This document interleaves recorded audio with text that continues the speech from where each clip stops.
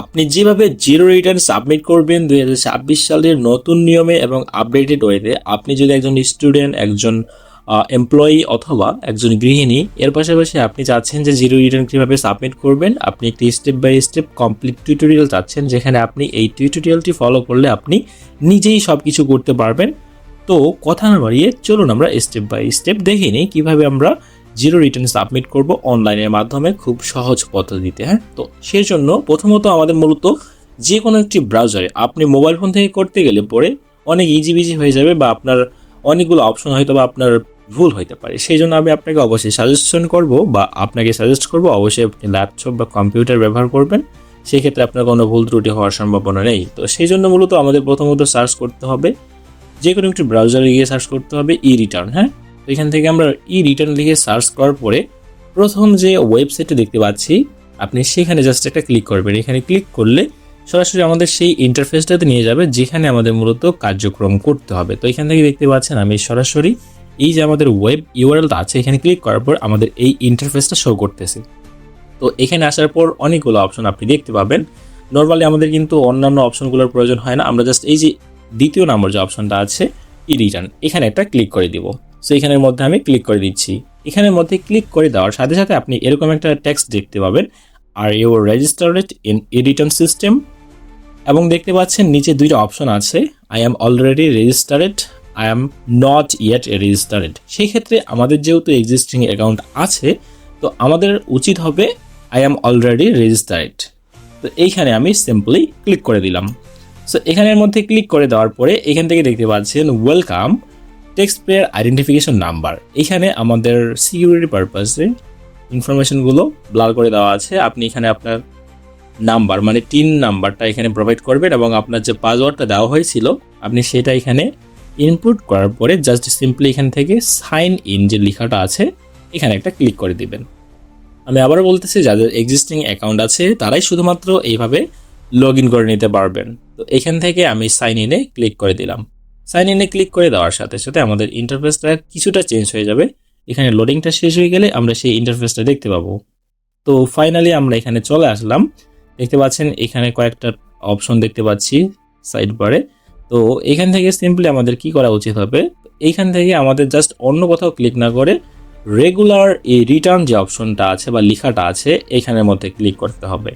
I hope আপনারা দেখতে পাচ্ছেন আমাদের অন্য কোথাও ক্লিক না করে আমাদের হচ্ছে যে ই রিটার্ন বা রেগুলার ই রিটার্ন যে লেখাটা আছে এখানে ক্লিক করে নিতে হবে। তো সিম্পলি আমি রেগুলার ই রিটার্ন যে লেখাটা আছে সেখানে ক্লিক করলাম। ক্লিক করার পরে আমাদের ইন্টারফেসটা এরকম চলে আসবে। সো এখান থেকে ইন্টারফেসটা এই অবস্থায় আসার পরে আমাদের অ্যাসেসমেন্ট ইয়ার হবে। এখান থেকে আমরা দেখতে পাচ্ছেন 2026 এবং 2027 আমরা এইটা সিলেক্ট করব। আর 25-26 তো ওইটা চলে গেছে, তো সেই ক্ষেত্রে আমরা 26-27টা সিলেক্ট করব এখান থেকে। এবং সিলেক্ট করার পরে এখান থেকে দেখতে পাচ্ছেন অ্যাসেসমেন্ট ইনফরমেশন, রিটার্ন স্কিম হবে সেলফ এবং অ্যাসেসমেন্ট ইয়ার হবে 2026-2027। এরপরে এখান থেকে ইনকাম ইয়ার দেখতে পাচ্ছেন 1/7/2025 এবং 30/6/2026 এবং রেসিডেন্স স্ট্যাটাস এটা রেসিডেন্সটাই হবে। এরপরে দেখতে পাচ্ছেন ট্যাক্সড ইনকাম মানে any income which is fully exempted from tax, মানে আপনার বাইরে কেউ থাকে বা বাইরে থেকে আপনি টাকা পয়সা নিয়ে আসেন কিনা বা ডলারে কনভার্ট করে টাকায় কনভার্ট হয় কিনা বাংলাদেশে। তো সেই ক্ষেত্রে আমরা এখান থেকে যদি বাইরের কেউ আমাদেরকে টাকা পাঠিয়ে থাকে তো সেই ক্ষেত্রে অবশ্যই আমরা ইএস অপশনটাতে ক্লিক করব। যদি কেউ না থাকে বা যদি বাইরে থেকে আপনার কোনো সোর্স না থাকে টাকার উৎস, তাহলে আপনি নোতে ক্লিক করবেন। সো এখান থেকে বাই ডিফল্ট যেটা সিলেক্ট করা আছে, দেন এখান থেকে আমরা এই পাশের যে অপশনগুলো আছে এই পাশের অপশনগুলো অনেক বেশি ইম্পর্টেন্ট। তো আমি স্টেপ বাই স্টেপ দেখিয়ে দিচ্ছি আপনি কীভাবে সবগুলো কমপ্লিট করবেন, কোনটা ইয়েস ক্লিক করবেন, কোনটা নোতে ক্লিক করবেন। হ্যাঁ, এবং ফাইনালি কীভাবে সাবমিশনটা করবেন জিরো রিটার্ন যেটাকে বলা হচ্ছে। জিরো রিটার্ন মানে এটা না যে আপনার কোনো টাকা পয়সাই খরচ হয় না, আপনার অবশ্যই বাৎসরিক অনেক চার্জ আছে বা টাকা পয়সা খরচ হয়, সেক্ষেত্রে তারপরও আপনি কীভাবে জিরো রিটার্ন সাবমিট করবেন সম্পূর্ণ এই ভিডিওতে দেখিয়ে দেওয়া হবে। ভিডিওটা ভালো লাগলে অবশ্যই লাইক কমেন্টস করবেন এবং সেই সাথে চ্যানেলটি সাবস্ক্রাইব করে না থাকলে অবশ্যই সাবস্ক্রাইব করে দিবেন।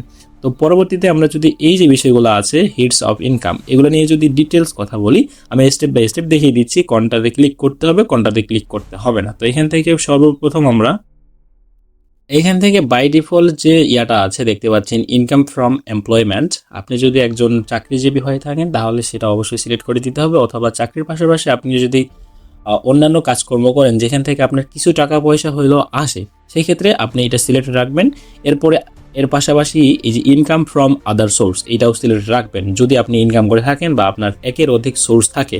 ফর এক্সাম্পল একজন স্টুডেন্ট কিন্তু একজন ছাত্র, একজন ভালো স্টুডেন্ট কিন্তু প্রাইভেট পড়াইতে পারে, তো সেই ক্ষেত্রে তার একটা ইনকাম আলাদাভাবে আসে। এবং এর পাশাপাশি অনেকে ভিডিও কন্টেন্ট ক্রিয়েট করে, এর পাশাপাশি অনেকে অনেক কিছুই করতে পারে। দ্যাটস ওয়াই আমরা এই যে হেডস অফ ইনকাম থেকে এই যে ইয়েস অপশনটা ক্লিক থাকা অবস্থায় আমরা যদি নোতে ক্লিক করি তাহলে কিন্তু এটা দেখতে পাচ্ছেন কোনোটাই শো করবে না।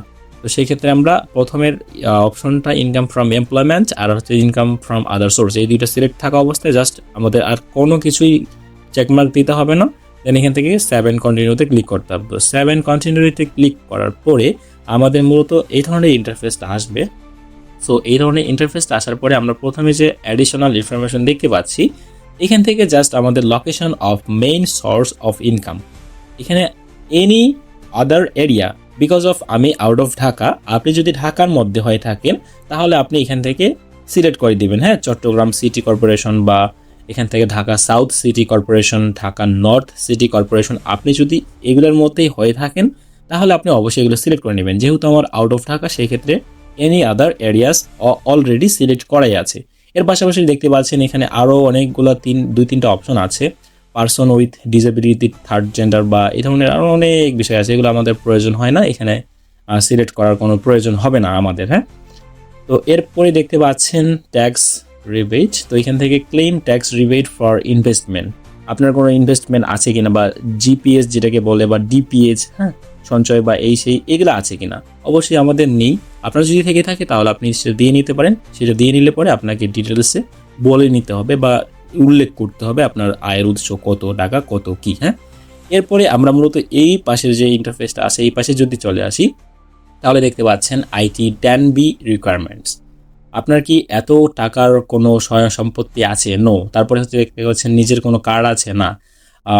নিজের কোনো প্রপার্টি? না। তারপরে শেয়ার হোল্ডার, এটাও নো। এবং হাউস প্রপার্টি? না। এবং IT 10B may be mandatory, এটা আমাদের অবশ্যই ইয়েজে সিলেক্ট থাকতে হবে, মানে বাই ডিফল্ট যেভাবে আছে সেভাবেই থাকবে। তবে এখানে আপনার যেটা বলা হইলো যে এডিশনাল ইনফরমেশন আন্ডারে আপনি যদি এই এরিয়াগুলোর মধ্যে হয়ে থাকেন তাহলে সেটা সিলেক্ট করে নেবেন। তো এরপরে সেমভাবে আমরা আবারও কন্টিনিউতে ক্লিক করব। তো এখান থেকে আমি সিম্পলি কন্টিনিউতে ক্লিক করলাম। কন্টিনিউতে ক্লিক করার পরে এখান থেকে আমাদের কিন্তু 3টা অপশন আছে ইনকাম ডিটেলস, এগুলো এখন আমাদের ফিল আপ করে নিতে হবে। তাহলে এর পরবর্তী স্টেপটাই হবে মূলত ফাইনালি সাবমিট করা, হ্যাঁ।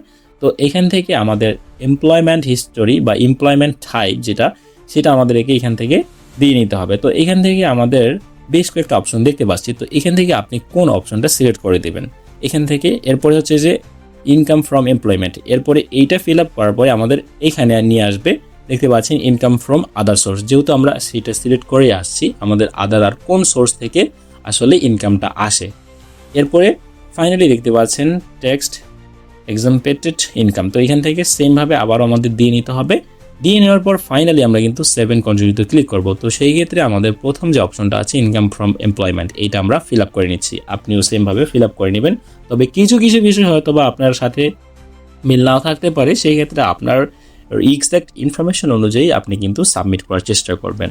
আমার ইনফরমেশনের সাথে আপনার ইনফরমেশন প্রত্যেকটাই মিলবে, যে যে অপশনগুলোর কাজ করতেছি, কিন্তু আমার থেকে আপনার কিছু ডিফারেন্ট বিষয় থাকতে পারে যেটা আপনার পার্সোনালিটি, সেই ক্ষেত্রে আপনি আপনার মতো করে সাবমিট করার চেষ্টা করবেন। আমি যেভাবে দেখিয়ে দিয়েছি সেমভাবেই করতে হবে এমন কোনো বিষয় নয়, তবে আপনি এখান থেকে পুরোপুরি বুঝতে পারতেছেন কিভাবে সাবমিট করতে হয়। তো এরপরে মূলত আমরা এখান থেকে এমপ্লয়ি টাইপ এখান থেকে সিলেক্ট করে নিচ্ছি।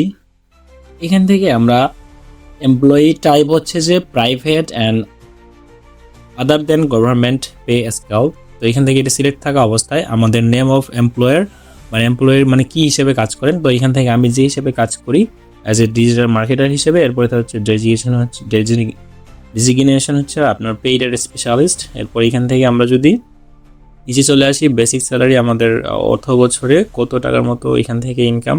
এরপরে হচ্ছে যে হাউস রেন্ট অ্যালাওয়েন্স, তারপর এটা আপনার মতো করে দিবেন, আপনি আপনার কত টাকা খরচ হয়েছে আপনি মেডিকেলের জন্য কত টাকা পেয়েছেন, তারপরে আপনার আরও যে ফেস্টিভ বোনাস কত পেয়েছেন, এগুলো দেওয়ার পরে এর পাশাপাশি আপনার যদি আরও যে অপশনগুলো আছে সেগুলোর প্রয়োজন হয় আপনি অ্যাড মোডে ক্লিক করে এখান থেকে দিয়ে দিবেন। হ্যাঁ, যে আপনার আরও কী কী হয়েছিল না হয়েছিল। হ্যাঁ, তারপর এখান থেকে দেখতে পাচ্ছেন আদার বোনাস, আরও কোনো বোনাস পেয়েছেন কি না, তারপরে হচ্ছে যে আদার ইফ এনি গিফট ডিটেলস। হ্যাঁ, এখান থেকে সিলেক্ট থাকা অবস্থায় আপনার ডিসক্রিপশন কী ছিল, কত অ্যামাউন্ট ছিল, এটা দিয়ে নিতে পারবেন। আমার যেহেতু প্রয়োজন হচ্ছে না সেই ক্ষেত্রে আমি দিচ্ছি না। এখান থেকে সিম্পলি আপনি এইভাবে সিলেক্ট করবেন, করার পরে এইভাবে দেওয়ার পরে জাস্ট আপনি সিম্পলি এখান থেকে অবশ্যই আপনার যদি কোনো সরকারি চাকরি থেকে থাকে তাহলে আপনি এখান থেকে কিন্তু এগুলো সিলেক্ট করে দেবেন। হ্যাঁ, দেখতে পাচ্ছেন government pay scale payment through IBS plus plus, তারপরে আইবিএস প্লাস প্লাস এইভাবে আছে, পে নট থ্রু, হ্যাঁ পেমেন্ট নট থ্রু, এভাবে দিয়ে নেবেন। হ্যাঁ, এরপরে আমরা মূলত আমাদের পরবর্তী স্টেপ হবে আবারও সেমভাবে এখানে আমাদের নন ক্যাশ বেনিফিট, এখানে আমাদের কোনো কিছু সিলেক্ট করার প্রয়োজন নেই। আমরা জাস্ট এখান থেকে সিম্পলি এই যে নিচে যে লেখাটা আছে 7 কন্টিনিউ, এখানে একটা ক্লিক করে দেবো। সো 7 কন্টিনিউতে ক্লিক করার পর আপনারা এখান থেকে খেয়াল করছেন একটা বিষয়, যে আমরা কিন্তু এই 3টা বিষয়ের মধ্যে প্রথম বিষয়টা জাস্ট ফিল আপ করলাম। এরপরে আমরা এখন আসি বর্তমানে এই অপশনটাতে আছে। হ্যাঁ, এই অপশনটাও আমাদের ফিল আপ করে নিতে হবে। তো এখান থেকে ফিল আপ করার জন্য সেমভাবে আপনাকে আবারও কী করতে হবে, এই যে সিলেক্ট ওয়ান, এখান থেকে আপনাকে মূলত সিলেক্ট করে নিতে হবে আপনার আরও যে আদার্স ইনকাম ইয়াটা আছে সেটা আসলে কোথা থেকে আসে। এখান থেকে দেখতে পাচ্ছেন অনেকগুলো আছে, licence free, payment from, royalty. এখানে আপনি নিচে চলে আসবেন, আসার পরে কী করবেন আমি আপনাকে দেখিয়ে দিচ্ছি। প্রথমত আমাদের এখান থেকে ইনকাম টাইপটা এখান থেকে সিলেক্ট করে নিতে হবে। তো যেহেতু এটা অন্যান্য ইনকাম সোর্স থেকে আসে, এনি আদার ইনকাম, এখানে ক্লিক করতে হবে। এখানে ক্লিক করার পর নিচে একটা ইন্টারফেস তৈরি হয়ে গেল। আপনি পার্টিকুলার্স কী মানে কী হিসেবে আসে, আমি একজন ছোট ইউটিউবার, তো আমার একটা ইউটিউব চ্যানেল আছে, সেক্ষেত্রে আমি ইউটিউবার লিখে দিচ্ছি এখানে, ইউটিউবার। এবং এখান থেকে পেমেন্ট অথরিটি আমার কত টাকার মতো আসে বা কী ইয়া থেকে আসে, কন্টেন্ট ক্রিয়েটর। হ্যাঁ, আমি এখান থেকে এটা দিয়ে নিচ্ছি। আপনি যদি অন্য কোনো কাজ করে থাকেন অথবা আপনি শর্ট টাইমে যে কাজগুলো করেন যার জন্য আপনি সেখান থেকে টাকা পাচ্ছেন, সেটা আপনি এখান থেকে উল্লেখ করে দিবেন। তো আমি এখান থেকে আমার ইয়াটা উল্লেখ করে দিলাম, দেন এখান থেকে ডেটটা আমরা উল্লেখ করে দেবো। আমরা জাস্ট কবে এটা করছে, তো এখান থেকে 30 তারিখ দিয়ে দিচ্ছি, জুন 30 তারিখ। এবং গ্রোস অ্যামাউন্ট রিসিভ, মানে এটা করতে গিয়ে আমার কীরকম খরচ হয়েছে, কারণ কন্টেন্ট ক্রিয়েট করতে গেলেও কিন্তু ডেস্ক, লাইটিং বা মাইক্রোফোন, এই সেই অনেক কিছু খরচ হইতে পারে। সেই ক্ষেত্রে আমার খরচ হয়েছে ধরে নিলাম এখান থেকে, এই খরচের হিসাবটা এখানে হবে মূলত আমাদের এখান থেকে দিয়ে দিতে হবে মূলত আমরা কত টাকা পয়সা ইনকাম করছি। তো সেই ক্ষেত্রে এখান থেকে আমি আমার যে অ্যাকচুয়াল ইনকাম সেটা আমি এখান থেকে দিয়ে নিচ্ছি। ফর এক্সাম্পল ধরলাম যে এখান থেকে এতগুলো ইনকাম হয়েছে, হ্যাঁ, এবং আমার খরচ হয়েছে প্রায় 30,000 প্লাস। তো সেটা এখান থেকে দিয়ে নিচ্ছি। তো আমাদের টোটাল অ্যামাউন্ট এরকম আসছে। তো সেমভাবে এরকম আপনি আপনারটা দিয়ে নেবেন আপনার কতটুকু কি আসে, এবং দেওয়ার পর এখান থেকে সেমভাবে আবারও 7 কন্টিনিউতে ক্লিক করতে হবে। তো এখান থেকে আমি 7 কন্টিনিউতে ক্লিক করে নিচ্ছি। সেমভাবে আপনিও আপনার এটা দেওয়ার পরে 7 কন্টিনিউতে ক্লিক করবেন। তো এখান থেকে 7 কন্টিনিউতে ক্লিক করার পর আমাদের মূলত লাস্ট যে স্টেজটা আছে সেখানে আমরা চলে আসছি। দেন এখান থেকে আমাদের ইনকাম টাইপটা আবার সিলেক্ট করে নিতে হবে। তো এখান থেকে সিম্পলি আমি পরবর্তী অপশনগুলো আপনাকে দেখিয়ে দিচ্ছি। এখান থেকে ফাঁকা অপশন এইভাবে আসতে পারে, আপনি জাস্ট এই যে এখানে একটা ক্লিক করবেন অ্যাড অ্যানাদার টাইপ। হ্যাঁ, তো এখান থেকে আমি জাস্ট সিলেক্ট করে নিচ্ছি। এইখান থেকে মূলত আমাদের এই অপশনটাই দেখাচ্ছে যে আমাদের যে আদার ইনকাম সোর্স বা আমাদের দেশের বাইরে থেকে কোনো টাকা পয়সা আসে কিনা। সেই ক্ষেত্রে আমি এখান থেকে দিয়ে নিচ্ছি, কারণ আমি যেহেতু দেশের বাইরের মানুষের কাজকর্ম করি সেক্ষেত্রে আমার টাকা পয়সা আসে। আপনারও যদি কেউ থেকে থাকে বা কেউ টাকা পাঠিয়ে থাকে, সেটা ব্যাংকিং চ্যানেলের মাধ্যমে হোক বা যে কোনো উপায়ে হোক আপনাকে টাকা পাঠিয়ে দিচ্ছে বাইরের দেশে থাকা যে কোনো একজন ব্যক্তি, আপনার ফ্যামিলি মেম্বার হইতে পারে, আপনার বন্ধুবান্ধব হইতে পারে বা অনেক কিছুই হইতে পারে। তো সেই ক্ষেত্রে টোটাল রেমিটেন্স অ্যামাউন্ট এখান থেকে আমি দিয়ে দিচ্ছি। দেওয়ার পরে এখান থেকে পরবর্তী অপশনগুলোও সেমভাবে ফিল আপ করতে হবে। তো এখান থেকে দেখতে পাচ্ছেন আমাদের ফরেন রেমিটেন্স কত টাকা আসে, কি আসে, এবং কান্ট্রি অফ আর্নিং কোথা থেকে আসে, তারপরে এটা কী হিসাবে আসে, স্যালারি হিসাবে। তো এখান থেকে আমরা প্রত্যেকটা অপশন দিয়ে নিচ্ছি। এখান থেকে দেখতে পাচ্ছেন আমাদের আসলে রেমিটেন্সটা কিসের মাধ্যমে আসে, ব্যাংকিং চ্যানেল। তো সেই ক্ষেত্রে আমরা এটা দিয়ে নেওয়ার পরে বাকি যে অপশনগুলো আছে এটা আপনি ফিল আপ করে নেবেন। নেওয়ার পরে মূলত আমাদের এখান থেকে 7 কন্টিনিউতে ক্লিক করতে হবে। তো এখান থেকে আমি 7 কন্টিনিউতে ক্লিক করে দিলাম। এরপরে মূলত আমাদের সারা বছরে খাওয়া দাওয়া কেনাকাটার মধ্যে কত টাকা খরচ হয়েছে, তারপর এখান থেকে কত টাকা ইয়া হয়েছে। তো এখান থেকে আমরা এগুলো দিয়ে নিচ্ছি, আপনি আপনার মতো করে দিয়ে নেবেন। হ্যাঁ, তো এখান থেকে আমরা সিম্পলি আমরা এখান থেকে জাস্ট এই যে আমাদের গত অর্থ বছরে খাওয়া দাওয়া এগুলোর জন্য কত খরচ হয়েছে, তো এখান থেকে আমরা ফর এক্সাম্পল ধরে নিলাম যে আসলে 40,000 টাকা খরচ হয়েছে। দেন এখান থেকে আমাদের অ্যাকোমোডেশন এক্সপেন্স এটা আসলে কিভাবে দিতে হবে আমরা আপনাকে দেখিয়ে দিচ্ছি। তো এখান থেকে মূলত আমাদের দেখতে পাচ্ছেন সারা বছর এত টাকার মতো খরচ হয়েছে, এরপরে আমাদের অ্যাকোমোডেশন এক্সপেন্স এত টাকা, দেন এখান থেকে অটো যে ইয়াটা এটা জিরো থাকবে, দেন হাউস হোল্ড ইউটিলিটি এক্সপেন্সেস এখান থেকে ইলেকট্রিসিটি এত টাকা, দেন এখান থেকে আমাদের গ্যাস ওয়াটার আরও যে বিভিন্ন বিষয় থাকে, তারপরে ফোন ইন্টারনেট এগুলোর জন্য কত টাকা গেছে। তো এখান থেকে আপনি সিম্পলি এখান থেকে দিয়ে নেবেন। তো দিয়ে নেওয়ার পরে এখান থেকে দেখতে পাচ্ছেন আমাদের যে ট্যাক্স চার্জেস এটা হচ্ছে জিরো, আমাদের যেহেতু ট্যাক্স নাই। হ্যাঁ, তো এখান থেকে আমরা সেমভাবে আবারও 7 কন্টিনিউতে ক্লিক করবো। আপনি সেমভাবে আপনি এই অপশনগুলো দিয়ে নেবেন। হ্যাঁ, এরপরে 7 কন্টিনিউতে ক্লিক করলাম, দেন 7 কন্টিনিউতে ক্লিক করার পর এখান থেকে পরবর্তী স্টেপগুলো কীভাবে কমপ্লিট করতে হবে সেটা দেখে নিচ্ছি। তো জিরো রিটার্ন সাবমিট করার জন্য এখানে আপনি যা যা করেছেন, আপনার ডায়মন্ড থেকে শুরু করে কার বা আপনি যা কিছু করেছেন এক কথায় সবগুলো এখানে দেখাইতে হবে, এবং কত কি কোয়ান্টিটি কি ইউটিলিটি কি ভ্যালু কত ছিল।